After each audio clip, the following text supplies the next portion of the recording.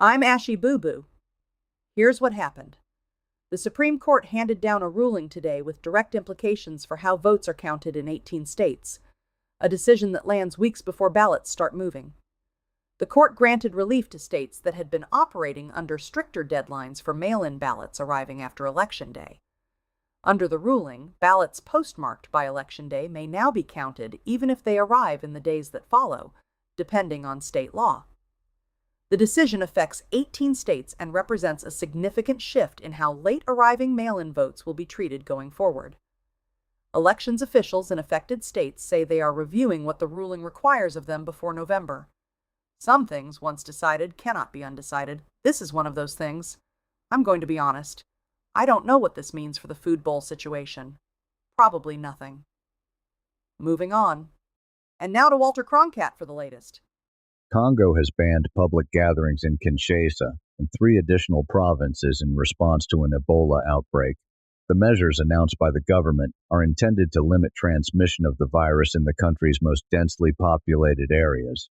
Kinshasa is home to millions of residents, and authorities have moved with urgency given how quickly Ebola can spread in urban settings.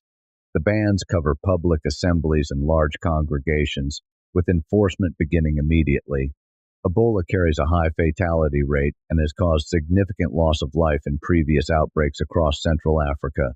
The situation is, historically speaking, one the region knows and fears. I have covered Ebola outbreaks before. The details change. The weight does not. The international health community is monitoring developments closely. The containment effort is ongoing. I have a system. Multiple people have interfered with my system.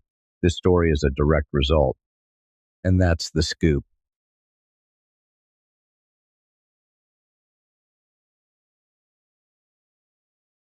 He does this every time, and I have never once been prepared. Walter Croncat. Salem has the next story. A fossilized tail vertebra collected on James Ross Island in December 1985 has turned out to be the first dinosaur bone ever recovered from Antarctica, and it spent roughly 40 years sitting in a drawer. Geologist Mike Thompson collected the specimen during a British Antarctic survey expedition to map rock layers. At the time, he noted it in his field notebook as a vertebra of large reptile and assumed it came from an ancient marine creature, like the others his team found. He boxed it up, shipped it back to the UK, and that was that. It took decades before anyone looked at it closely enough to realize what they had. The bone is 82 million years old and belonged to a titanosaur, one of the largest groups of dinosaurs ever to walk the Earth. You seeing this? The study, published in the journal Acta Paleontologica Polonica, suggests these animals may have travelled through what is now Antarctica, raising new questions about how dinosaurs moved across the southern hemisphere. The biggest discovery in Antarctic paleontology spent 4 decades misfiled. That's either humbling or ferociously embarrassing, depending on who you ask. That's the story. I have feelings about it. They're not ready. Adult cats almost never meow at each other. We save it for you. You are the exception. Sit with that.